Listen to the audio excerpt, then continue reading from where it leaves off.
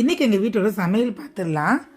பன்னீர் fried rice, அது கூட கொஞ்சமாக சாஸ், டொமேட்டோ சாஸ், கொஞ்சமாக ஸ்வீட்ஸ், கொஞ்சம் ஸ்நாக்ஸ். அந்த ஸ்வீட்ஸ் அண்ட் ஸ்நாக்ஸ் வெளியில் வாங்கினது, மினி தட்டை. இது சப்ஸ்கிரைப் பண்ணுங்கள், லைக் பண்ணுங்கள். நிறைய லைக்ஸ் வருது, ஆனால் கமெண்ட்ஸ் எதுவும் வர மாட்டேங்குது. ஃபீட்பேக் எதாக இருந்தாலும் சொல்லுங்கள்.